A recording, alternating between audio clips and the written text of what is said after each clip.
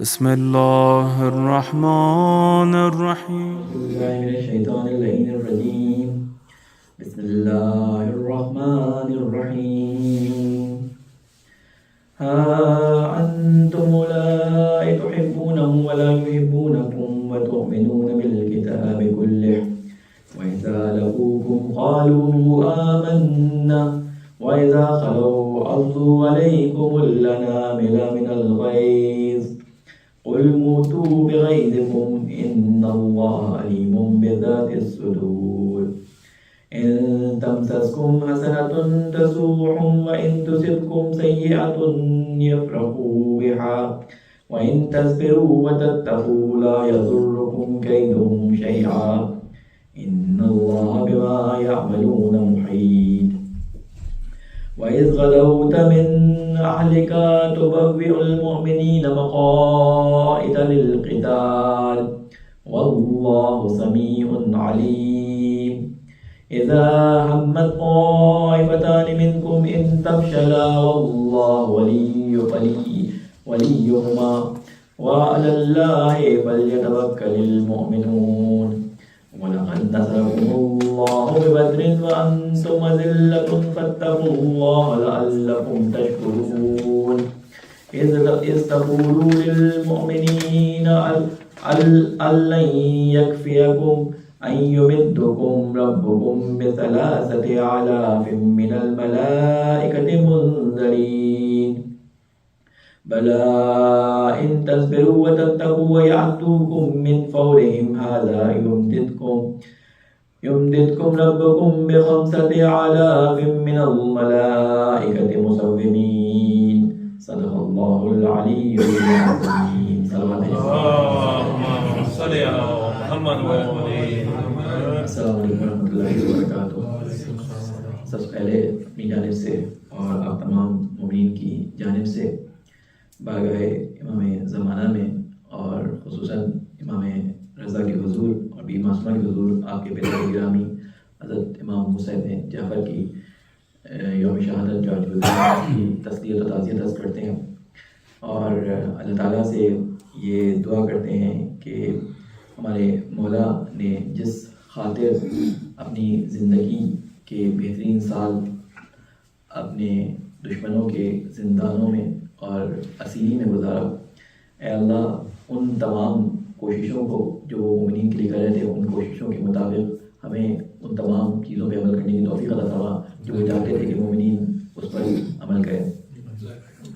امام موسیٰ کاظم علیہ السلام کے بارے میں مجالس تمام جو تقریباً ہوئی ہیں اور آپ لوگ سن چکے ہوں گے. میں ایک مختصر اور تدارکاً کہ اس ذکر مولا میں ہمارا بھی نام آ جائے تو ایک مختصر سا ان کا ایک شرح حال آپ کے سامنے بیان کرنا چاہوں گا کہ مولا امام موسیٰ کاظم علیہ السلام آپ کی والدہ جو تھی ان کا نام حمیدہ تھا، ان کا تعلق مغرب یا افریقہ جسے کہتے ہیں وہاں سے تھا اور بہت ہی نیک اور بہت پرہیزگار خاتون تھی. امام صادق علیہ السلام کی اور محدثہ تھی، یعنی جو حدیث نقل کیا کرتی تھی. امام صادق علیہ السلام ان کے بارے میں فرماتے ہیں کہ اپنی ان کی زوجہ کے بارے میں کہ وہ حمیدہ اس دنیا میں بھی تھی اور محمودہ اس دنیا میں. اللہ تعالیٰ نے ان کو اس دنیا میں پاک اور طاہر کیا تھا. یعنی وہی جملے امام نے ان کے لیے فرمائے جو اللہ تعالیٰ نے حضرت مریم کے لیے قرآن مجید میں فرمائی. یعنی ان کو اللہ تعالیٰ نے اس دنیا میں پاک اور طاہر کیا تھا. بہت کرامات اور بہت زیادہ علم و فضل والی خاتون تھی. انہی کی اولادوں میں سے امام موسیٰ کاظم علیہ السلام جو ہیں وہ فرزند تھے کہ جن کو امام صادق علیہ السلام کے بعد امامت ملی. آپ کو معلوم ہے کہ امام صادق علیہ السلام کے بڑے جو بیٹے تھے ان کا نام تھا اسماعیل، اور وہ تمام خصوصیات اور وہ تمام صفات جو ایک امام کے اندر ہونی چاہیے اور مولا کا خاص طور پہ محبت اور اظہار جسے کہتے ہیں کہ توجہ جو تھا اسماعیل کی طرف بہت زیادہ تھا، جس کی وجہ سے لوگ یہ سمجھتے تھے کہ مولا امام صادق علیہ السلام کے بعد ابراہیم جو ہے وہ اسماعیل جو ہے وہ امام بنے گے. لیکن اسماعیل علیہ السلام کا جو انتقال ہے وہ امام صادق علیہ السلام کی زندگی میں ہو گیا. تو خاص طور پہ مولا نے دیکھا کہ ان کے چاہنے والے بہت زیادہ ہیں تو ان کے جنازے پہ جو ہے وہ مولا نے یہ فرمایا کہ یہ اسماعیل ہیں جو اللہ تعالیٰ کی بارگاہ میں تشریف لے گئے ہیں اور اس دنیا سے جا چکے ہیں، ان کی وفات ہو گئی ہے. لیکن اس کے باوجود کچھ لوگوں نے یہ ادعا اس کے بعد کیا کہ اسماعیل جو ہے وہ غیبت میں چلے گئے، اور اس کے بعد انہوں نے امام موسیٰ کاظم علیہ السلام کو جو ہے وہ امام تسلیم نہیں کیا۔ یہیں سے اسماعیلیہ فرقے کی جو ہے وہ ابتدا ہوئی۔ انہی کے فالوورز جو ہیں وہ اسماعیلی کہلائے، کیونکہ انہی کے بیٹوں میں سے ایک جو بیٹا تھا جو علی بن اسماعیل تھا، وہ اس خط پہ نہیں تھا کہ جس خط پہ امام صادق علیہ السلام تھے، اور امام صادق علیہ السلام کے بعد امام کاظم کی جو اسیری ہے اس میں ایک وجہ جو بیان کی جاتی ہے وہ یہی علی بن اسماعیل تھا۔ دو واقعات بیان کیے جاتے ہیں امام صادق علیہ السلام کے بعد امام کاظم نے تقریباً کافی طولانی مدت جو ہے وہ امامت کی، اور تقریباً 4 بنی عباس کے خلیفہ جو ہیں ان کے سامنے گزرے۔ آخری خلیفہ جس کے زمانے میں امام کاظم علیہ السلام کی شہادت ہوئی وہ ہارون الرشید تھا۔ اس سے پہلے کے جو خلفاء تھے انہوں نے اتنا زیادہ امام کاظم علیہ السلام کے ساتھ اتنا کوئی برا رویہ نہیں رکھا پہلے دو خلفاء نے، کیونکہ امام صادق علیہ السلام جس طرح تدریس اور تدوین کا کام ان میں چل رہا تھا، شاگرد پروری کا کام چل رہا تھا، امام کاظم علیہ السلام نے اسی طرح اسی روش کو اپنایا اور شاگرد پروری کی اور علم و فضل جو لوگوں میں پھیلا سکتے تھے اس کو پھیلایا۔ لیکن ایک واقعہ ایسا بنا جس کے بارے میں تاریخ میں ملتا ہے، بلکہ 2 واقعات ایسے بنے کہ جس کے بارے میں ملتا ہے کہ اس کی وجہ سے امام کاظم علیہ السلام کو اسیری اور زندان میں جانا پڑا، اسیری گزارنی پڑی اور زندان میں جانا پڑا۔ آپ کی زندگی کے بارے میں مشہور ہے کہ آپ کی اکثر زندگی جو ہے وہ زندان میں گزری، ایسا نہیں تھا۔ عموماً 3 روایات آتی ہیں امام کاظم کے بارے میں کہ آپ 14 سال زندان میں رہے، یا آپ 7 سال رہے، یا آپ 4 سال رہے۔ 14 سال والی روایت اس لیے جو ہے وہ صحیح نہیں مانی جا سکتی، جس کے اوپر زیادہ ہم لوگوں کا اصرار ہوتا ہے، کیونکہ اصل میں پہلی دفعہ جو زندانی کیا گیا امام کو وہ ہارون رشید کے زمانے میں کیا، اور ہارون رشید کے زمانے میں امام تقریباً جو امامت کا دور ہے امام کا ہارون رشید کے زمانے میں وہ 12.5 سے 13 سال کا تھا، تو 14 سال جیل ہو نہیں سکتی اس کے اندر کہ ہارون نے آتے ہی جو ہے وہ ان کو قید میں ڈال دیا۔ تو وہ جو 2 روایات ہیں 7 یا 4 ان میں سے دیکھ سکتے ہیں، لیکن یہ کہا جا سکتا ہے کہ امام نے اگر زندانی جو مختلف خلافہ کے دور میں اپنے والد کے ساتھ جب رہے، اس کے بعد کوئی اگر زندان میں گزارا ہو یا گھر میں جو قید کر دیتے اس میں گزارا ہو، تو اس کو ملا کے شاید لوگوں نے یہ کل مدت بیان کر دی ہو، لیکن اصل میں وہ ہارون کے زمانے میں تھا وہ زندان جس میں ان کو قید کیا گیا۔ اس کی وجہ کیا بنی کہ امام صادق علیہ السلام کے ایک شاگرد تھے جن کا نام تھا حشام۔ امام صادق بھی ان کی بہت عزت کرتے تھے اور امام کاظم علیہ السلام بھی ان کی بہت عزت کرتے تھے، اور یہ بھی امام کاظم کی بہت عزت کرتے تھے۔ اور ہارون رشید کے زمانے میں ایک جگہ ایک مناظرہ تشکیل دیا گیا، خاص طور پہ پلانٹڈ مناظرہ تھا پھنسانے کا امام کو۔ کیوں؟ اس کی 2 وجوہات بیان کیا گئی۔ ایک وجہ تو یہی تھی کہ حشام وہاں مناظرہ کر رہا تھا، اس مناظرے کے اندر خاص طور پہ یہ سوال کیا گیا کہ اگر تم امام علی علیہ السلام کے زمانے میں ہوتے، حشام سے سوال کیا کہ اگر تم امام علی علیہ السلام کے زمانے میں ہوتے اور وہ تمہیں تلوار اٹھانے کے لیے کہتے کسی مسلمان کے خلاف، اپنے حاکم کے خلاف یا امیر المومنین کے خلاف، تو کیا تم تلوار اٹھا لیتے؟ تو اس نے کہا کہ اگر میں علی کے زمانے میں ہوتا تو علی جو کہتے میں وہ کرتا۔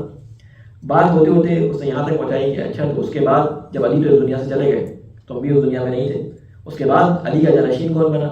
تو کرتے کرتے وہ بات لے کے آیا امام موسیٰ کاظم کے اوپر کہ اب ان کے جانشین جو ہے امام موسیٰ کاظم ہے۔ تو اس نے یہ سوال کیا کہ اگر موسیٰ کاظم تمہیں یہ حکم دیں کہ حاکم وقت کے خلاف تلوار اٹھاؤ تو کیا تم اٹھاؤ گے؟ وہ چالاک آدمی تھے، علی جو تھے، حشام جو تھے، انہوں نے کہا، یعنی وہ خاموش ہو گئے۔ اس نے دوبارہ کہا کہ مجھے واضح طور پر بتاؤ کہ کیا تم تلوار اٹھاؤ گے؟ اس نے کہا کہ امام کبھی ایسا حکم دیں گے ہی نہیں۔ وہ چاہتا تھا کیونکہ ہارون پردے کے پیچھے بیٹھا تھا اور یہ ساری باتیں سن رہا تھا، کیونکہ اس سے ایک اس طرح کی گفتگو علی بن اسماعیل کی ہو چکی تھی جس کی وجہ سے وہ شک میں مبتلا تھا۔ تو اس نے چاہا کہ وہ دیکھنا چاہتا ہے کہ لوگ اسے کتنے مرید ہیں، وہ گفتگو میں ابھی آپ کو بتاتا ہوں۔ تو خیر جب اس نے، جسے کہتے ہیں فارسی میں کہتے ہیں تفریح رفتہ، یعنی فرار کرنا چاہتا تھا، کرنی بچا کے گزرنا چاہتا تھا، لیکن اس نے واضح سوال کیا کہ واضح طور پر بتاؤ اگر موسیٰ بن جعفر تمہیں خلیفہ وقت کے خلاف تلوار اٹھانے کے لیے کہیں تو تم کیا اٹھاؤ گے؟ تو اس نے کہا اگر وہ مجھے حکم دیں تو میں کیا، جو بھی ان کے چاہنے والے سب تلوار اٹھا لیں گے۔ یہ جگہ تھی کہ جہاں پہ ہارون کو ذرا سا جھٹکا لگا۔ دوسری وجہ جو بتائی جاتی ہے کہ اس سے پہلے ایک واقعہ ایسا گزرا تھا کہ جس کی بنا پہ ہارون نے یہ میٹنگ ارینج کی تھی، وہ یہ تھی کہ علی بن اسماعیل جو تھے وہ جب مدینہ سے نکلے ہیں تو یہ امام صادق علیہ السلام کے امام کاظم علیہ السلام کے پاس سے ہوتے ہوئے اور گئے ہیں ہارون رشید کی طرف، اور وہاں پہ جانے کے بعد اس نے کہا کہ تم یہاں پر خلافت کر رہے ہو، ایک خلافت جو ہے وہ مدینہ کے اندر قائم ہے، لوگ امام کاظم علیہ السلام کو اپنا پیسہ بھی دیتے ہیں، ان کی بات بھی سنتے ہیں، ان کے درسوں میں بھی شرکت کرتے ہیں، تم یہاں سمجھتے ہو کہ تمہاری حکومت ہے۔ وہاں پر یہی تقریباً تمام خلافہ نے یہی بہانہ جو ہے وہ کر کے اماموں کو جو ہے اپنے پاس بلایا یا ان کو اپنی زندگی یعنی اپنے زندگی میں اپنے سامنے ختم کر دیا. تو وہی وجہ ہوئی کہ ہارون رشید نے جو ہے وہ اس کے کہنے پر یہ مناظرہ تشکیل کروایا. بہرحال جو بھی وجہ رہی ہو، ہوا یہ کہ پھر ہارون رشید اس کے بعد گیا مکے حج کرنے کے لیے، اور وہاں پر مکے یا مدینے زیارت کے لیے گیا یا مکے گیا، مجھے ذہن میں ایگزیکٹ وہ جگہ نہیں ہے. امام قاسم علیہ السلام وہاں موجود تھے. اس نے جا کے روضہ رسول پہ یا خانہ خدا میں، بلکہ روضہ رسول مدینے کی بات ہے کیونکہ امام مدینے میں تھے، جانے کے بعد سب ملائے عام کے اندر جو ہے وہ ایک بات دعا کی صورت میں رسول خدا سے کہی کہ میں امت کے وسیع تر مفاد میں، اپنے الفاظ سے بیان کر رہا ہوں، امت کے وسیع تر مفاد میں، کیونکہ مجھے خطرہ ہے کہ کہیں حکومت اسلامی کے اندر بغاوت نہ ہو جائے. میں موسیٰ ابن جعفر کو جو ہے وہ قید کرنا چاہتا ہوں. یعنی ایک اعلان تھا، اور اسی وقت پھر امام کاظم علیہ السلام کی طرف جو ہے وہ فوجیوں کو اور سپاہیوں کو روانہ کر دیا گیا. اور جو مشہور تھا یہ کہ امام کاظم جو ہے وہ اس کے خلاف بغاوت کی تیاریاں کر رہے ہیں، تو کہا کہ ان کو رنگے ہاتھوں ایسے پکڑو کہ ان کے پاس سے کوئی سامان نکلے. اور وہی ہوا کہ جب وہ گئے تو ان کے پاس تین ہی چیزیں نظر آئیں کہ ایک تلوار تھی، ایک مسلح تھا، اور ایک قرآن تھا اس حجرے کے اندر، اور آپ عبادت میں مصروف تھے. بہرحال یہ امام کاظم علیہ السلام کو لایا گیا. میں مختصر کروں بات کو، اپنے ہماری اصل میں بات تو کچھ اور تھی، لیکن میں نے کہا کہ تھوڑا سا آپ کو اس کے بارے میں بتا دوں. پھر اس نے جو ہے مختلف زندانوں میں امام کو رکھا، فضل بن یحییٰ کے زندان میں رکھا. فضل ان سب سے اس نے کہا کہ ان کو مار دو. ان کی طرف سے یہی پیغام آتا تھا کہ ہم کس طرح سے ان کو جو ہے وہ ماریں یا قتل کریں، کیونکہ ہم یہ دیکھتے ہیں کہ یہ بندے خدا جو ہے یہ فجر کے بعد سجدے میں جاتا ہے اور سجدے سے سر اٹھاتا ہے تو ظہر کا وقت ہو جاتا ہے. اس کے بعد جب یہ ظہر کی نماز پڑھتا ہے اور اس کے بعد تسبیحات اور تسبیح اور اس میں مصروف ہوتا ہے دعا کے اندر، تو عصر کی تیاری میں مصروف ہو جاتا ہے. پھر عصر کے بعد مغرب تک اسی طرح دعا میں کرتا ہے. پھر اس کے بعد 2 کھجوروں سے یا 2 لقموں سے یہ افطار کرتا ہے. اور اسی کمزوری، اسی حالت میں مولا اتنے کمزور ہو گئے تھے کہ آخر میں جب ان تمام مسلمانوں نے جو زندان میں مسلمان تھے، انہوں نے معذرت کر لی ہم ان کو قتل نہیں کر سکتے، تو اس نے سندی بن شاہق ایک یہودی تھا جو کہ اہل بیت علیہ السلام سے بہت بغض رکھتا تھا، اس کے زندان میں، اس کے جیل میں امام کو بھجوا دیا اور کہا کہ تم ان کو تازیانے مارو، جو بھی کرنا ہے ان کو کسی نہ کسی طریقے سے ختم کرنا ہے. بہرحال خلاصہ یہ کہ اس نے بہت زیادہ امام پہ ظلم کیا. اتنے زیادہ امام کاظم اس کی زندان میں نحیف ہو گئے تھے کہ دیکھنے والے کہتے ہیں کہ جب ہم امام کو دور سے جیل کے اندر دیکھتے تھے تو لگتا تھا کہ جیسے جو لحاف یا چادر پڑی ہے اس کے نیچے کوئی نہیں ہے. یعنی اتنے نحیف ہو گئے تھے امام کہ امام کو جو ہے وہ پہچانتا نہیں تھا کوئی. بہت ہی جسے کہتے ہیں ہڈیاں ان کی نکل آئی تھیں اور آپ کے ہاتھوں میں اور پیروں میں زنجیریں تھیں. یہ دیکھ چکے تھے. ایک دن ان تمام چاہنے والوں کو یہ اطلاع ملی کہ امام کو آزاد کیا جا رہا ہے، اور پھر وہ سارا واقعہ کہ ان کو زہر دیا گیا اور زہر دینے کے بعد جو باہر افواہ پھیلائی گئی کہ آپ کو آزاد کیا جا رہا ہے. تو مولا کو 4 یعنی شہید کرنے کے بعد 4 مزدوروں کے ساتھ بغداد کے پل پر آپ کے جنازے کو رکھ دیا گیا. جو راویان بیان کرتے ہیں اس میں وہی کرتے ہیں کہ جب مولا کا جنازہ اٹھانے کے لیے آئے تو کیا دیکھتے ہیں کہ مولا کا وزن بھاری ہے. تو انہوں نے کہا کہ ہم تو دیکھا نا مولا تو بہت ضعیف ہو چکے تھے. تو جب کفن ہٹا کے دیکھا گیا تو مولا کی زنجیریں بھی نہیں اٹھائی گئی تھیں. بعد میں دریافت کیا گیا تو بعد میں کسی امام نے بتایا یا کسی امام کے ساتھ جو زندان میں تھا اس نے بتایا کہ مولا نے منع کیا تھا کہ مجھے میری اسی حالت میں جو ہے وہ دفنا دیا جائے. اس طرح وہ مظلوم مولا کہ جن کے والد گرامی کے 4000 سے زیادہ اسٹوڈنٹ تھے، جن کے اپنے شاگردوں کی تعداد کثرت سے تھی، جن کے چاہنے والوں کی تعداد بغداد میں اور اس کے اطراف مدینہ میں مختلف جگہوں پہ تھی، 4 سال یا 7 سال یا جتنے بھی سال زندان میں رہے، یہ سارے کے سارے اس زمانے میں اپنے سارے دینی فرائض انجام دیتے رہے، لیکن ان کا امام اس وقت قید میں رہا. یہ ہمارے لیے بڑا سبق ہے کہ آج بھی جو ہمارے امام ہمیں نظر آتے ہیں وہ ایک طرح سے قید ہے. غیبت ایک قید ہے، ہمارے لیے ایک امتحان ہے، ان کے لیے ایک قید ہے. وہ تو چاہتے ہیں آنا، لیکن کیوں؟ اس لیے کہ آج اتنے زیادہ ان کے چاہنے والے، اتنے فالوورز ان کے جمع ہیں، لیکن سب کی توجہ اس بات کی طرف ہے کہ وہ کسی نہ کسی طریقے سے اپنی دنیا، اپنی زندگی سنوار لیں، لیکن مولا کو لانے کے لیے جو کام درکار ہیں ان کو ادا کرنے سے ہم سب گریزاں ہیں. یہی وجہ ہے کہ جس دن ہم اس بات پہ آمادہ ہو گئے کہ مولا کے ظہور کی تیاریاں اور مولا کے ظہور کی جو آمادگی ہے وہ ہم نے کر لی، تو مولا انشاءاللہ اس دن ضرور کر لیں گے. اللہ تعالیٰ سے دعا ہے کہ اللہ تعالیٰ ہمارے امام کی حفاظت کرنا اور ہمیں ان کے ظہور کے لیے جو عمل اور جو کام کرنے ضروری ہیں ان کو کرنے کی ہمیں توفیق عطا فرمائے.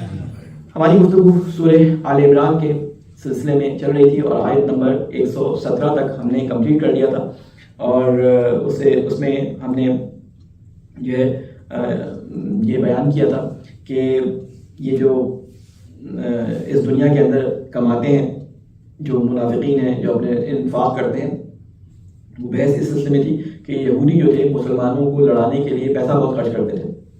اس کے بارے میں فرمایا تھا کہ مثلا ما ينفقون کہ جو کچھ یہ خرچ کرتے ہیں اس دنیا کے اندر، اس کی مثال ایک ایسی ہوا کی سی ہے فیہا سر کہ جس کے اندر سردی ہے، اصابت شدید سردی والی ہے، حرث قوم ظلموا انفسهم فاهلكتهم، جس میں جو چل رہے کسی کھیتی پر تو ایسے لوگوں کی جنہوں نے ظلم کیا ہو اپنی جانوں پر اور برباد کر دے وہ اس کھیتی کو. وما ظلمهم الله ولكن انفسهم يظلمون، اللہ ان پر ظلم نہیں کرتا یہ ہوا بھیج کے، بلکہ یہ خود اپنے نفسوں پر ظلم کرتے ہیں. یہاں تک ہماری بات ہو گئی تھی. اس کے بعد مسلمانوں کو ایک نصیحت کی جا رہی ہے یہاں پہ، اور وہ نصیحت کیا ہے کہ یا ایھا الذین آمنوا. اب یہ جو انفاق کا ذکر آیا، کیونکہ یہ آیت مربوط ہے اس لیے میں اس کو بیان کر رہا ہوں کہ انفاق کا ذکر آیا، اس کا مطلب کیا تھا کہ یہ یہودی بہت زیادہ پیسہ مسلمانوں پہ لگاتے تھے، چاہے وہ ان کو لڑانے کے لیے ہو، چاہے وہ ان کے دلوں کو اپنے ہاتھ میں لینے کے لیے، ان کو قرضے دیتے تھے، ان کے جسے کہتے ہیں کہ لون اپروو کرتے تھے. آج کے زمانے میں اگر بات کی جائے، ان کی مصیبتوں میں، ان کی پرابلم میں ان کے لیے کوئی نہ کوئی ان کی مالی مدد کر دیتے تھے. ٹھیک ہے نا. تو یہ مسلمانوں کے اوپر ان کا ایک احسان تھا، جس کی وجہ سے بعض مسلمان جو تھے وہ دب کے رہتے تھے ان یہودیوں سے، اور ان کے خلاف کوئی نہ بات کرتے تھے، اور ان کے لیے اپنے دل میں ایک اچھا جذبہ رکھتے تھے. ان کو ایک نصیحت کی جا رہی ہے یہاں پہ، یا ایھا الذین آمنوا لا تتخذوا بطانة من دونکم لا یعلونکم خبالا ودوا ما عنتم قد بدت البغضاء من افواہہم وما تخفی صدورہم اکبر قد بینا لکم الآیات ان کنتم تعقلون. کہتے ہیں کہ اے لوگوں جو ایمان لے کے آئے، لا تتخذوا، اتخاذ کہتے ہیں کسی چیز کو کسی مقصد سے پکڑنا، گھیر لینا، پکڑ لینا. ٹھیک ہے. نہ بناؤ بتانا بتانیہ، عربی زبان میں اگر آپ عراق گئے ہو تو وہاں بتانیہ کمبل کو کہتے ہیں. ٹھیک ہے نا. بتانیہ وہ چیز جو استر ہوتا ہے، اصل میں کہتے ہیں استر کو، کمبل کے اندر جو استر لگا ہوتا ہے جو آپ کی چہرے کی طرف آتا ہے. ایک ہوتا ہے اس کا ظاہری حصہ لحاف کا، اور ایک ہوتا ہے اندرونی حصہ. ظاہری حصہ بڑا خوبصورت بنایا جاتا ہے، لیکن اندرونی حصہ بڑا گندا بنایا جاتا ہے. یہ اندرونی حصہ انسان کے جسم کے ساتھ جو ہے وہ نزدیک ہوتا ہے. یہ کنایا استعمال کیا گیا. بتانا یعنی بہت نزدیکی، یعنی رازدار، ایسا دوست کہ جس کو اپنی تمام باتیں بتا دی جائیں. ٹھیک ہے.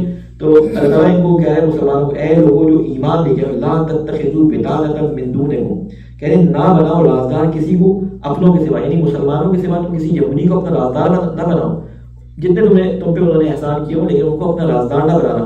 آپ یہ ساری چیزیں اس پیرائی میں اور اس کانٹیکس میں رکھ کے سوچیں کہ یہ بات ہو رہی ہے ان یہودیوں کے بارے میں کہ جو مدینہ کے اندر مسلمانوں کے خلاف سازشیں کر رہے تھے، ان کی بات ہو رہی ہے.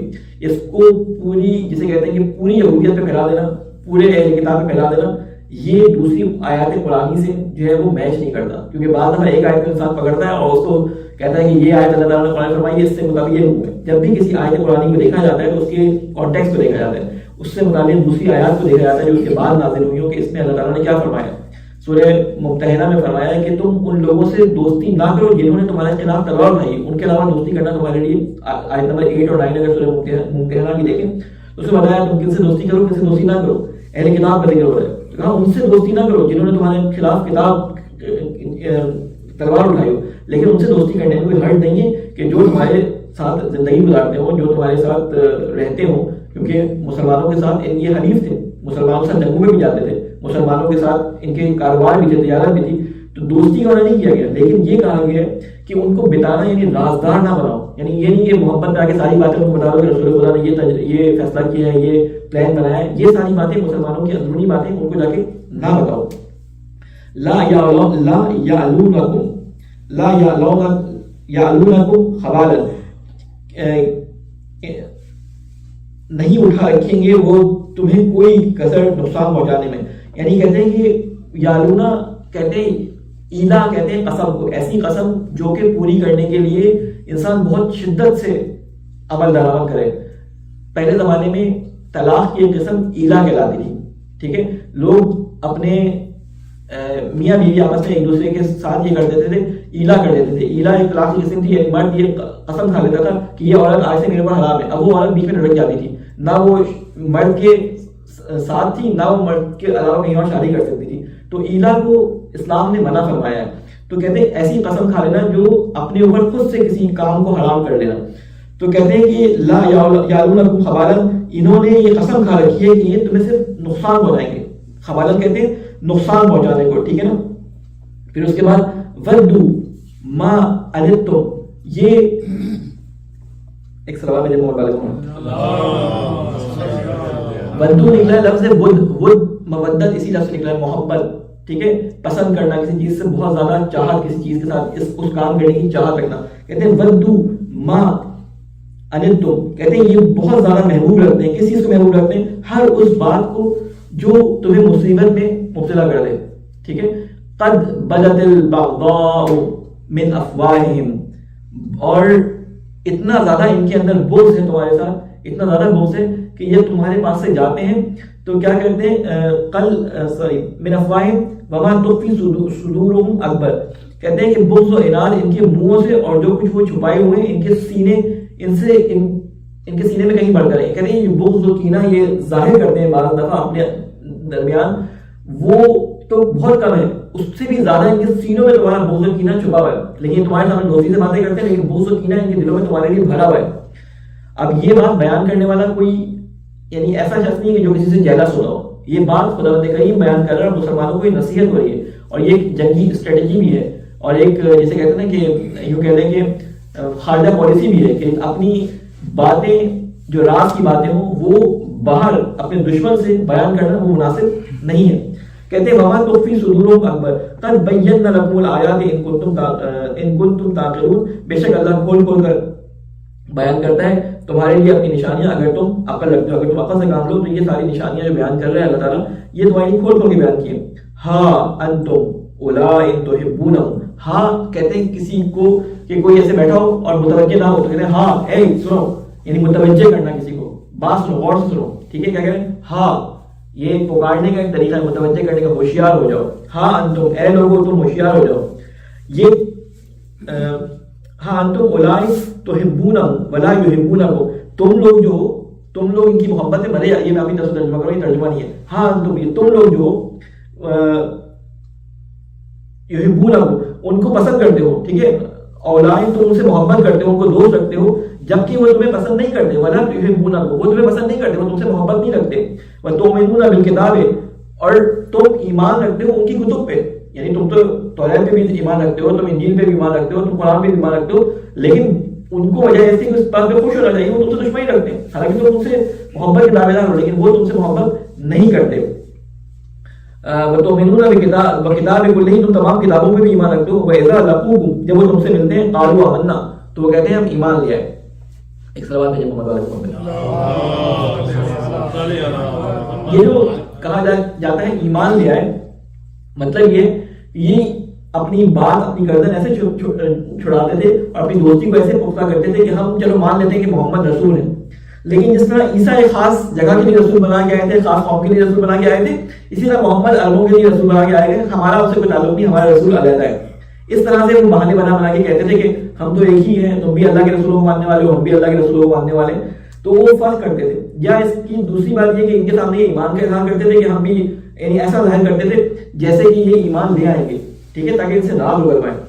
تو کہتے تھے کہ یہ تم سے جب ملتے ہیں تو کہتے ہیں ہم ایمان لے آئے. وَإِذَا خَلَوْا، اور جب وہ خلوت کرتے تھے، ان سے دور ہوتے تھے، عَزُّوا عَلَيْكُمْ، ٹھیک ہے، جب خلوت میں ملتے تھے باہم تو عَزُّوا عَلَيْكُمْ انامل، عَزُّوا کہتے ہیں چبانے کو، انامل کہتے ہیں انگلیوں کی پورے. تو یہ غصے سے اپنی انگلیوں کو چبایا کرتے تھے، یعنی ان کو کہتے ہیں جب کوئی کام یہ کر نہیں پائے کوئی انسان، آپ نے دیکھا ہوگا کہ بے بس اتنا ہو جائے کہ اپنے غصے کا اظہار اور غصے کو نکال نہ پائے تو اپنی انگلیاں ہاتھ چباتا ہے. یہی چیز قیامت کی دن کی جو منظر کو کھینچا گیا ہے کہ قیامت کے دن گناہ گار جو ہے وہ اپنے ہاتھوں کو چبائیں گے اور اپنے ہاتھوں سے اپنے ہاتھوں کو نوچیں گے کہ اے کاش میں نے فلاں کو اپنا رفیق، اپنا دوست نہ بنایا ہوتا جس کی وجہ سے آج میں اس جہنم کے گڑھے میں گر گیا ہوں. یہی منظر یہاں پہ کھینچا گیا. کہتے ہیں کہ عَزُّوا عَلَيْكُمُ الْأَنَامِلَ، کہتے ہیں غصے سے اپنی انگلیوں کو چبانے لگتے ہیں، من الغیظ، غصے کے مارے. قُلْ مُوتُوا بِغَیظِکُمْ، اللہ تعالیٰ کہتے ہیں ان سے کہہ دو تم مر جاؤ اپنے غصے کے اندر. یہ جو تمہارے اندر حسد و کینہ اور بغض اور غصہ ہے تم مر جاؤ اس کے اندر. اللہ تعالیٰ کہتے ہیں ان کی اس بات کی پرواہ نہ کرو، کو مرنے دو ان کے غصے کے اندر. یہ لفظ غیظ اب معلوم ہے کہ امام کاظم علیہ السلام، کاظم کا جو ہے وہ لقب بھی تھا. کاظم اسی سے غصے کو پی جانے والا، والکاظمین الغیظ، غصے کو پی جانے والا. اور امام کے بارے میں مشہور ہے کہ امام علیہ السلام کے پاس جو بھی آتا تھا اور جتنا بھی اس نے امام پہ کسی بھی قسم کا ایسا ظلم کیا ہوتا ہے، دشمنی کی ہوتی ہے، اس کے بدلے میں امام ہمیشہ اس کے ساتھ نیکی کرتے. کئی واقعات ہیں، ابھی اس کا وقت نہیں ہے بیان کرنے کا. انشاءاللہ مجالس اور میلاد میں وہ واقعات سارے آپ پڑھیں اور سنیں گے اور مطالعہ کریں تو زیادہ بہتر ہے. تو کہتے ہیں کہ قل موتوا بغیظکم ان اللہ علیم بذات الصدور، بے شک اللہ تعالیٰ خوب جانتا ہے بذات الصدور، وہ بغض و عناد جو ان کے سینوں میں ہے. پھر اس کے بعد فرماتا ہے ان تمسسکم حسنۃ. قرآن مجید الفاظ بڑے جسے کہتے ہیں کہ استعمال کرتا ہے بالکل سلیکٹڈ الفاظ. چھونے کے لیے کئی الفاظ قرآن مجید کے اندر آتے ہیں، لیکن مس کہتے ہیں وہ ہلکے سے ہلکا ایک چیز کا دوسرے چیز کے ساتھ ملنا کہ اس سے کم ممکن نہ ہو. ایک ہوتا ہے القاء یعنی مل جانا، ملاقات کرنا. ایک ہوتا ہے الصاق، چپک جانا. ٹھیک ہے، بہت سارے لفظ ملنے کے لیے استعمال ہوتے ہیں، لیکن مس ان میں سے وہ کم سے کم رابطہ ہے جو کسی چیز کا دوسری چیز کے ساتھ ہو سکتا ہے. آپ کہتے ہیں مسا کرنا. مسا کرنا یہ ایسے ہونا کہ نہ لگاتے نہ اوپر سے مس کرتے خالی، یعنی مس کرنا کسی چیز پہ ایسے ٹچ کرنا کہ اس کی جسامت یا اس کی ہیئر ہاتھوں پہ لگ نہ سکے، یعنی معلوم نہ ہو سکے کہ وہ کس شیپ کا ہے. یہ اپنے سمجھانے کے لیے بیان کر رہا ہوں. تو کہتے ہیں کہ ان تمسسکم حسنۃ، کہتے ہیں اگر تمہیں نیکی چھو کے بھی گزرتی ہے، یعنی ہلکی سی کوئی نیکی اور بھلائی تم کو چھو کے بھی گزرتی ہے، تسوہم، تو یہ ان کو بہت بری لگتی ہے. سو یعنی یہ بڑا برا محسوس کرتے ہیں کہ تمہیں یہ اچھائی پہنچی کیوں ہے. یعنی اگر تمہیں اچھی سی بھی یعنی تھوڑی سی بھی اچھائی پہنچتی ہے، یعنی مس بھی کرتی ہے نا اچھائی تمہیں، تو ان کو بہت برا لگتا ہے کہ یہ مسلمانوں کے ساتھ یہ اچھا ہو کیوں رہا ہے، کیوں یہ اتنی ترقی کر رہے ہیں، کیوں یہ مختلف قوموں اور مختلف لوگوں کے ساتھ حریف بن رہے ہیں، کیوں یہ جنگوں میں جیتتے جا رہے ہیں. تو یہ اشارتاً یہ لفظ استعمال کیے. وَإِن تُصِبْكُمْ سَيِّئَةٌ، اور جب کوئی تکلیف تمہیں پہنچتی ہے، یفرحوا بہا، تو یہ اس سے بہت فرح کہتے ہیں خوشی کو. یفرحوا تو وہ سب خوش ہو جاتے ہیں، بہا اس مصیبت کی وجہ سے جو تم پہ آئی ہوتی ہے، اس تکلیف کی وجہ سے. تو اب اللہ تعالیٰ کیونکہ یہ جنگ احد کی آگے آیات شروع ہونے والی ہیں، تو ابھی اس کی جو ہے وہ جسے کہتے ہیں تمہید بن رہی ہے، مقدمہ سازی ہو رہی ہے. کہتے ہیں وَإِن تُصْبِرُوا وَتَتَّقُوا، اگر تم صبر کرو. کہتے ہیں صبر اردو میں اور عربی میں بہت زمین آسمان کا فرق ہوتا ہے. ہمارے یہاں صبر کہتے ہیں برداشت کرنے کو. کہتے ہیں پیسے کھو گئے، چور موبائل چلا کے لے گیا، کہتے ہیں صبر کرو. صبر عربی والا بالکل مختلف ہوتا ہے. عربی والا صبر یہ ہوتا ہے کہ آپ جس کام کا مصمم ارادہ کر لیں اللہ پہ توکل کر کے، چاہے جتنی بھی مصیبت آ جائے آپ اس کام کو نہ چھوڑیں، اس کو جاری رکھیں. اسے کہتے ہیں صبر عربی زبان میں. تو اس میں اللہ تعالیٰ فرما رہے ہیں وَإِن تَصْبِرُوا وَتَتَّقُوا، اگر تم صبر سے کام لو، یعنی اپنے کام کو اسی طرح چلاتے رہو اور اپنے کام کو جاری رکھو نیک مقصد کے لیے، اور وَتَتَّقُوا، اللہ سے ڈرتے رہو، تقوی اختیار کرو. لَا يَضُرُّكُمْ كَيْدُهُمْ، تو کوئی ضرر نہیں پہنچائے گا تمہیں. کئی کہتے ہیں اس پھندے کو، جال کو، یعنی جس میں پھنسانے کی کوشش کی، جسے کہتے ہیں چال بازی، جسے آپ کہتے ہیں اردو زبان میں، قید عربی زبان میں کہتے ہیں چال کو. ٹھیک ہے نا، یعنی ان کی کوئی بھی چال، جو بھی وہ چال چلے تمہارے خلاف، ان کی کوئی چال تمہیں جو ہے وہ نقصان نہیں ہو جائے گی. ان اللہ بما یعملون محیط، بے شک اللہ تعالیٰ علم رکھتا ہے اور تمام چیزوں پر محیط ہے. دیکھیں بعض مسلمان یعنی جن کے ابھی ایمان اتنے پختہ نہیں تھے لیکن مسلمان تھے، وہ ڈرتے تھے کہ کہیں ان سے دشمنی لے کے کہ ہمارا نقصان نہ ہو جائے، ہمارے کوئی مفادات خطرے میں نہ پڑ جائے.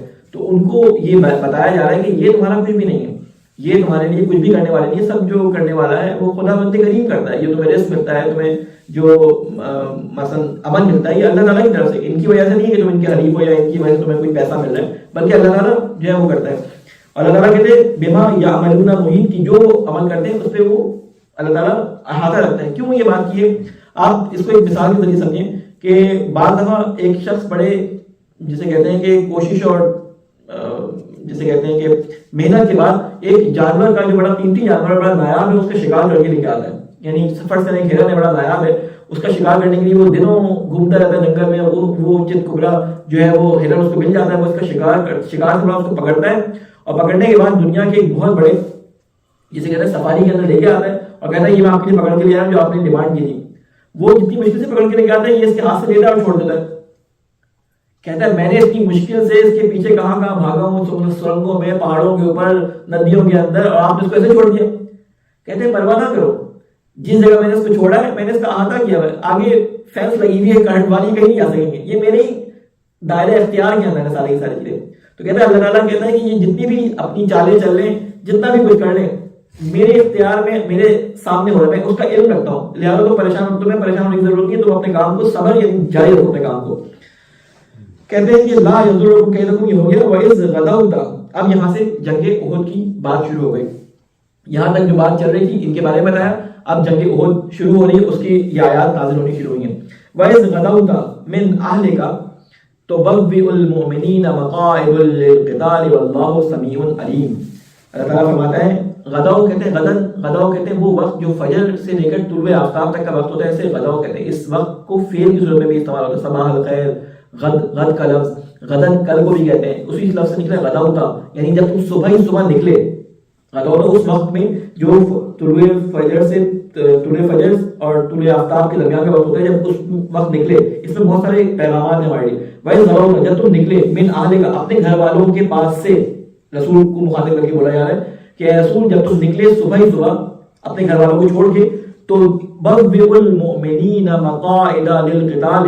تبوی کہتے ہیں کہ کسی کو معین کرنا، یعنی پرفیکٹ جگہ پر کسی کو تعینات کرنا. ٹھیک ہے، کہ جب تم معمول کر رہے تھے مومنین کو، یعنی ایسا نہیں تھا کہ رسول خدا نے جنگ بغیر کسی اسٹریٹجی کے لڑی ہو، کیونکہ آپ کو جو اطلاع آئی تھی وہ یہ آئی تھی کہ 5000 یا 3000 جو ہے وہ کفار کا لشکر آ رہا ہے. اور یہ کفار کا لشکر کون سا تھا؟ یہ بدر کا بدلہ لینے کے لیے آئے تھے. آپ کو معلوم ہے کہ جب بدر کی جنگ ہوئی تھی اور بدر کی جنگ میں ان کے 70 کے قریب جو ہے وہ سردار مارے گئے تھے. 313 مسلمان تھے اور 1000 کا لشکر تھا. اس میں اللہ تعالیٰ کی مدد سے مسلمانوں نے جو ہے وہ فتح حاصل کی تھی. تو 70 کے قریب ان کے بڑے سردار جو ہے مارے گئے، اور 70 کے قریب جو تھے اسیر ہو کے آئے ان کے بعد. تو انہوں نے اس وقت قسم کھائی تھی، ابو سفیان نے اور مختلف ان کے جو سردار تھے انہوں نے قسم کھائی تھی کہ ہم جب تک بدلہ نہیں لے لیں گے بدر کا، اپنے شہداء کا، اپنے ان جو مقتولین ہیں ان کا بدلہ نہیں لے لیں گے، ہم چین سے نہیں بیٹھیں گے. انہوں نے اعلان کر دیا تھا، کہا تھا کہ ان عورتوں کو رونے نہ دینا تاکہ ان کا غصہ ان کے دل میں رہے. اور اسی وجہ سے جب وہ احد میں آئے تھے تو جہاں وہ گھڑ سوار لے کے آئے، جہاں وہ اونٹ سوار لے کے آئے، جہاں وہ پیادہ فوج لے گئے، وہاں پہ وہ خواتین کا ایک گروہ بھی لے گئے کہ جو لوگ جو یعنی باقاعدہ بڑی جسے کہتے ہیں کہ شان والی بڑے گھرانوں کی خواتین کو لے گئے کہ جو لوگوں کو ابھارتی تھیں کہ وہ جنگ سے بھاگنا رہے، ان کو شعر پڑھ پڑھ کر بدر کی یاد دلا دلا کر ان کو جنگ کے لیے ابھارتی تھیں تاکہ وہ بدلہ لے سکے اپنے ان مقتولین کا. تو ان عورتوں کے ساتھ لے گئے. تو اب یہ کیا کر کیا رہے تھے؟ اللہ تعالیٰ کے رسول ان کی تیاری میں مشغول تھے کہ ان سے کیسے بچا جائے. اس طرح سے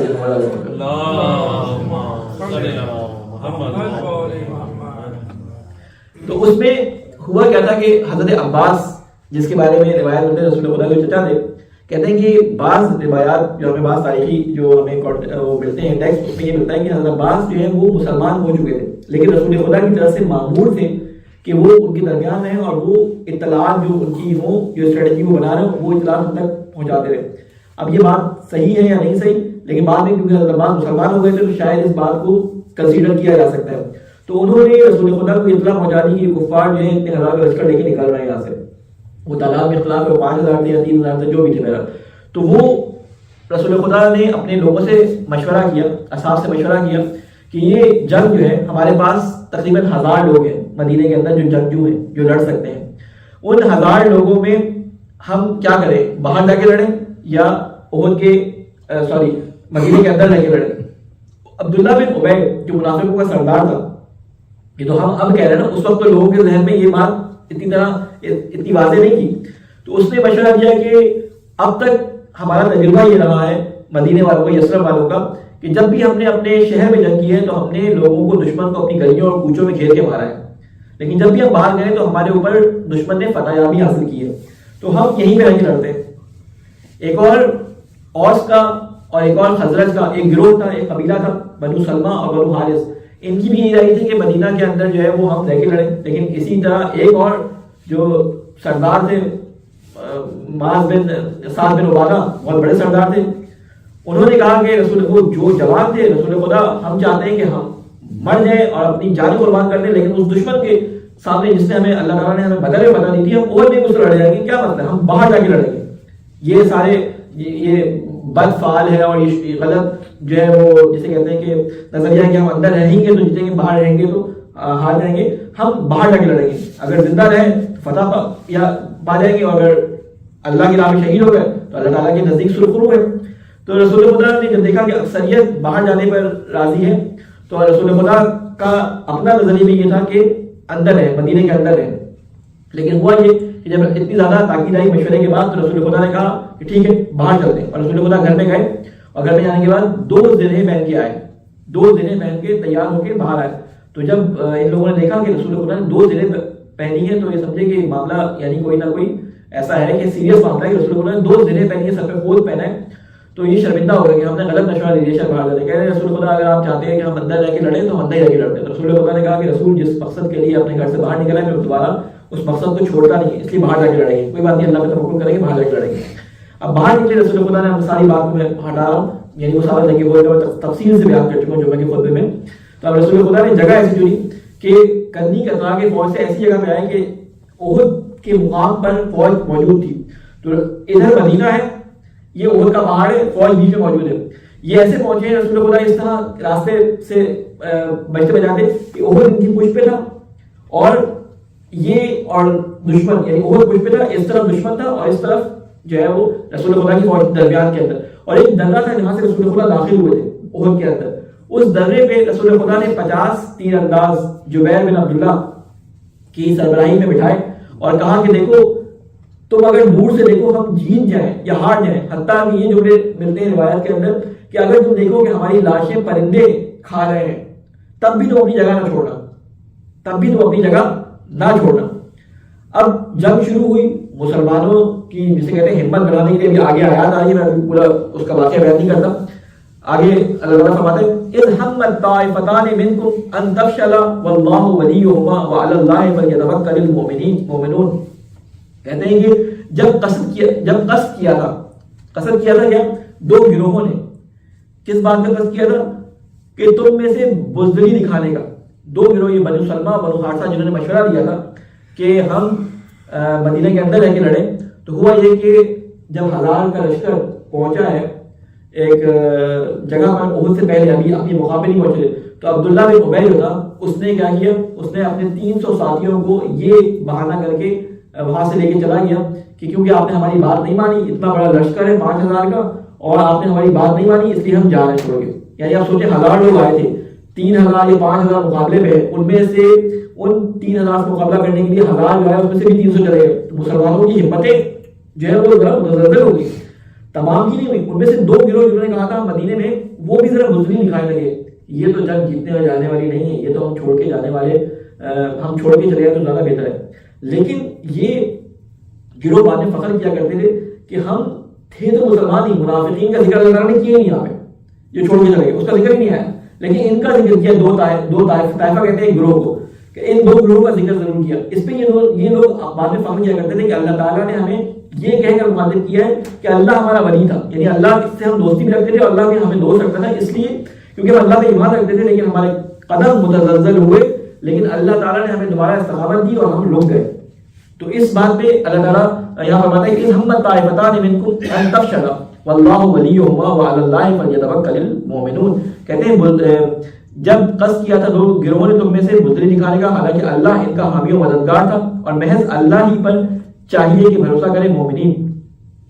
وَلَقَدْ نَصَرَكُمُ اللَّهُ بِبَدْرٍ وَأَنْتُمْ أَذِلَّةٌ فَاتَّقُوا اللَّهَ لَعَلَّكُمْ تَشْكُرُونَ. کہتے ہیں کہ اور بلا شبہ نصرکم مدد کی. اب رسول خدا ان کی تشویق کر رہے ہیں، 300 لوگ چلے گئے ہیں، 2 گروہ جو ہے ان کے قدم متزلزل ہو رہے ہیں. اگر یہ بھی چلے جاتے تو رسول خدا کی تعداد تو 500 بھی نہیں بچتی، ٹھیک ہے 400 بھی نہیں بچتی، ایسے بہت سارے لوگ چلے جاتے.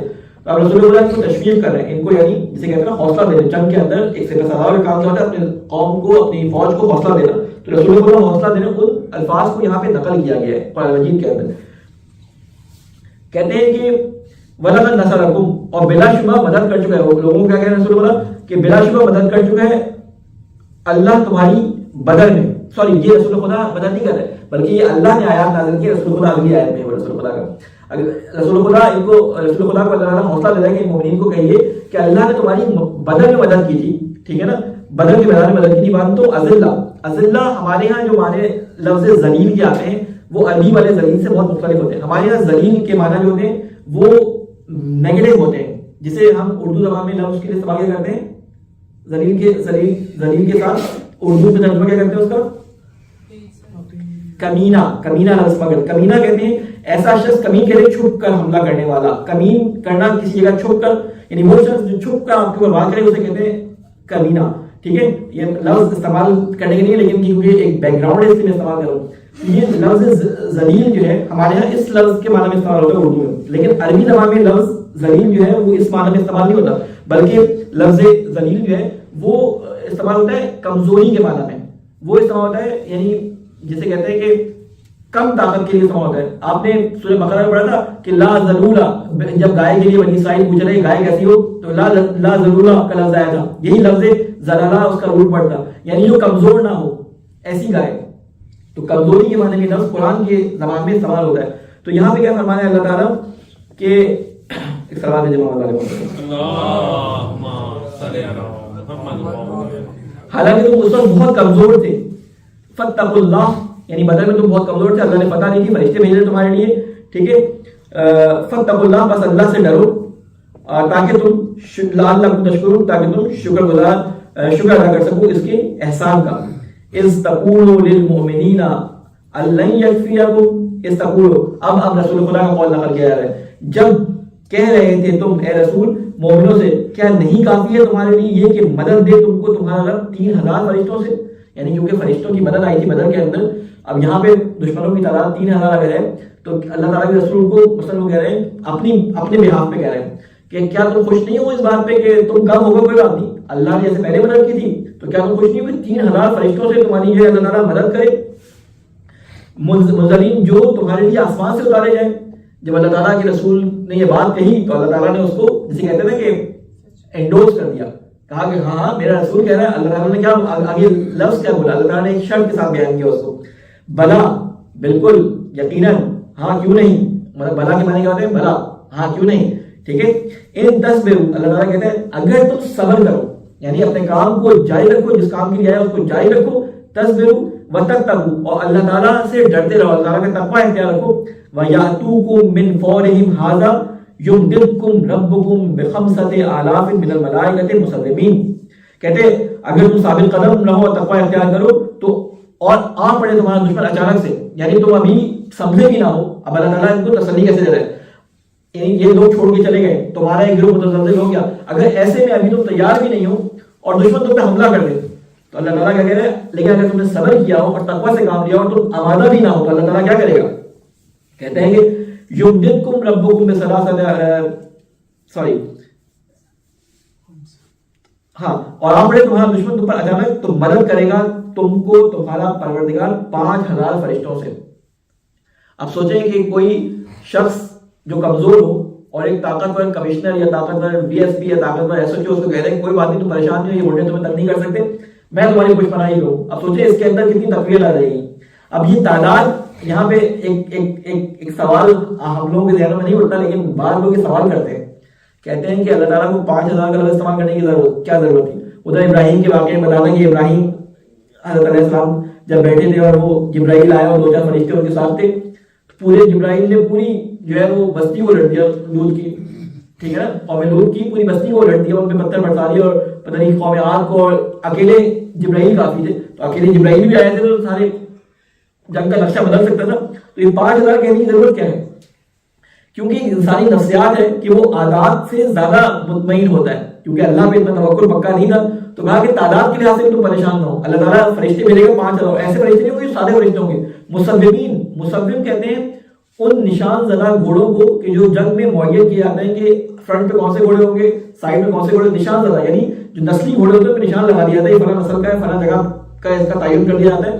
تو کہا کہ ایسے فرشتے بھیجے جائیں گے جو اپنی پوزیشن سنبھالے ہوں گے, تو تم پریشان ہونے کی ضرورت نہیں ہے, یہ تشریف دلائی جا رہی ہے مسلمانوں کو. پھر فرماتے ہیں کہ تمہاری مدد کرے گا تمہارا پروردگار 5000 فرشتوں سے.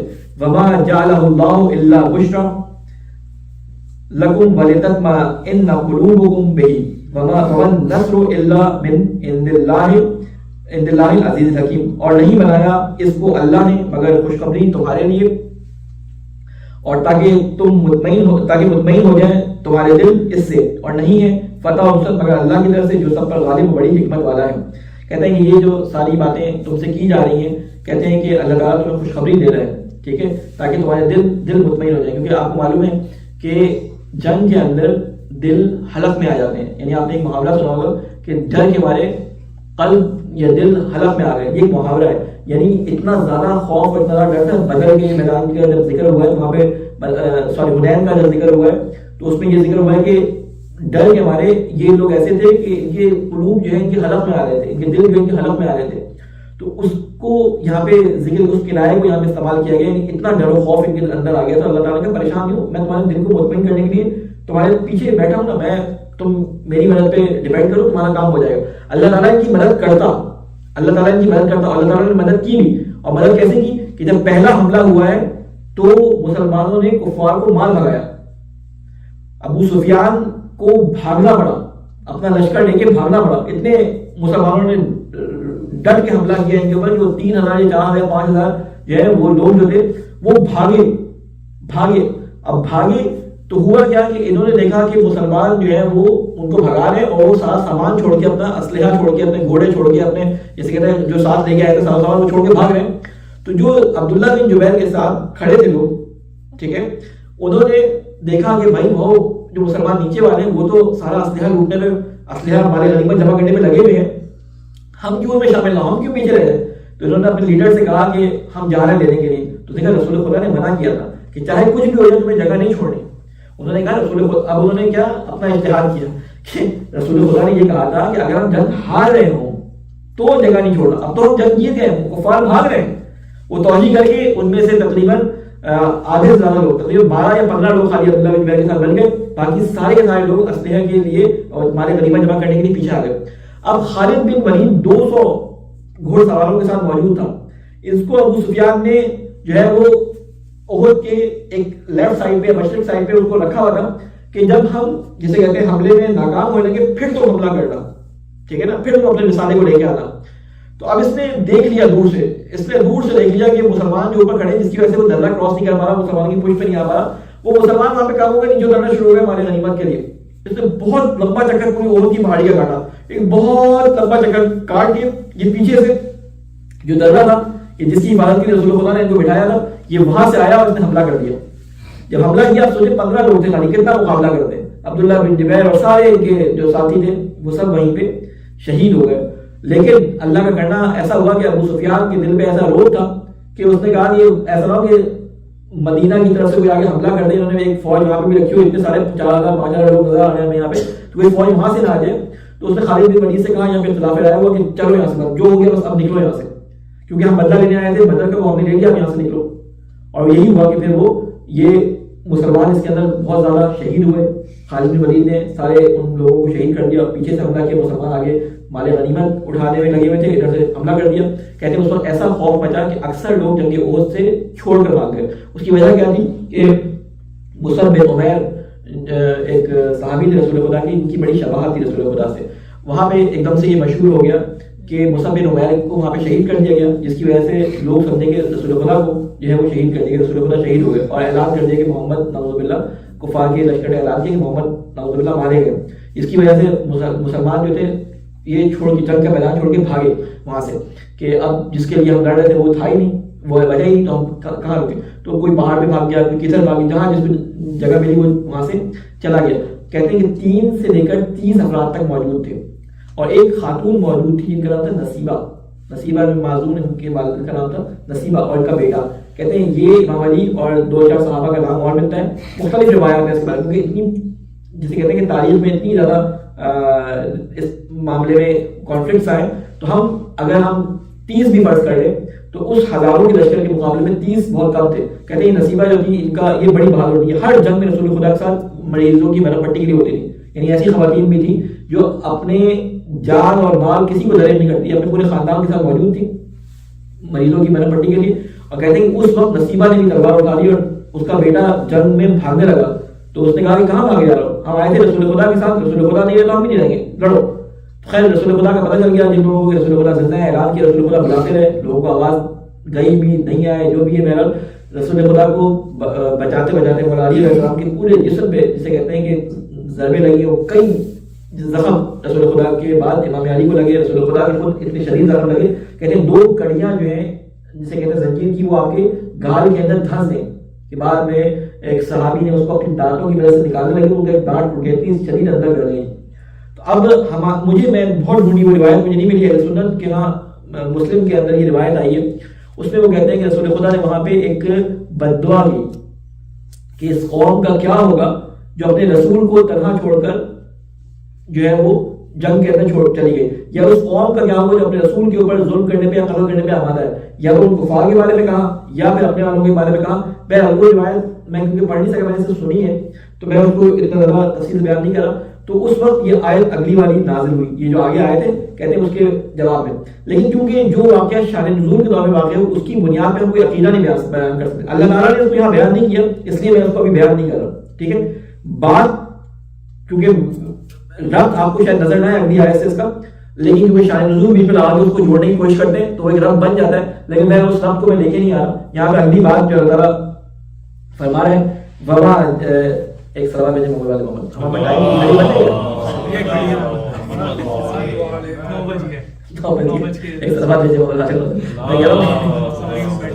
میں نے کہا 15 منٹ باقی ہے، 15 منٹ ختم نہیں ہو رہا ہے. خیر یہ آیات پھر میں جو ہے وہ اگلی دفعہ کر دوں. میں ایک آیت پڑھ کے اس میں ختم کرتا ہوں. اللہ تعالیٰ کے فرماتے ہیں کہ ہم نے تمہاری مدد کی، تمہارے دلوں کو مطمئن کرنے کے لیے ہم نے ان فرشتوں کی تمہیں خوشخبری سنائی. ٹھیک ہے، اللہ تعالیٰ بڑی حکمت والا اور تم جو اور غالب ہے. لِيَقْطَعَ طَرَفًا مِّنَ الَّذِينَ كَفَرُوا وَيَكْبِتَهُمْ فَيَنْقَلِبُوا خَائِبِينَ. کہتے ہیں یہ مدد اس لیے کی تھی اللہ تعالیٰ نے تاکہ کاٹ دے اللہ ایک حصہ ان لوگوں کا جنہوں نے کفر کیا، یا ذلیل کر دے انہیں، بس لوٹ جائیں وہ ناکام اور نامراد ہو گئے.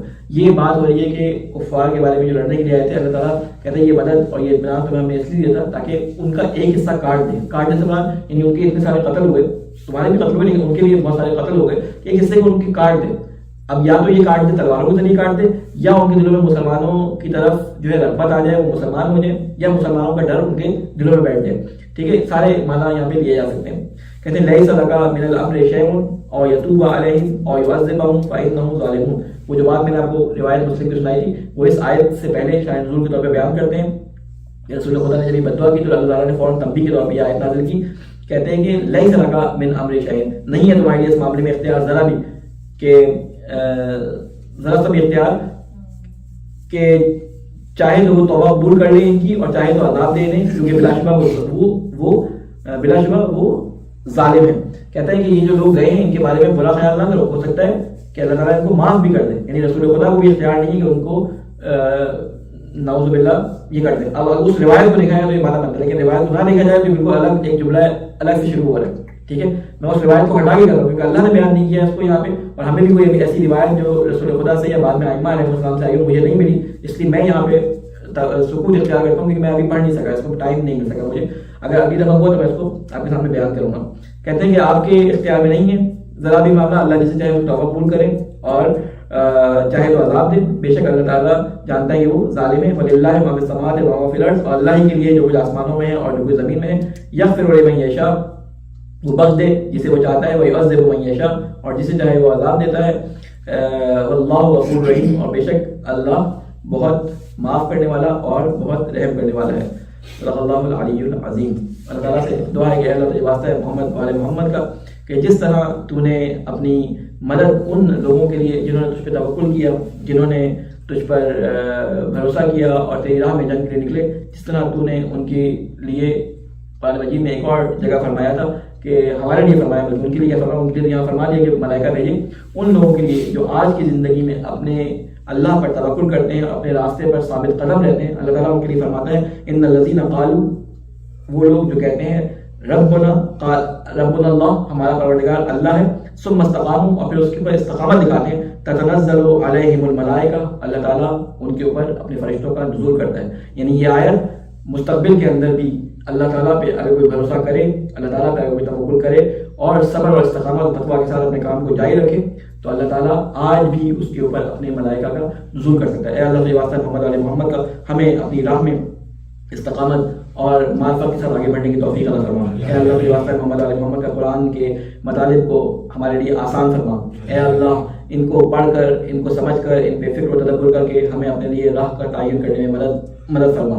اے اللہ تجھے واسطہ ہے محمد علی محمد کا جو لوگ جو مرحومین اس دنیا سے جا چکے ان کی قبروں پہ ان کے اوپر اپنی رحمت نازل فرما۔ اے اللہ تجھے واسطہ ہے محمد علی محمد کا ہمارے گناہ کبیرہ اور صغیرہ کو معاف فرما۔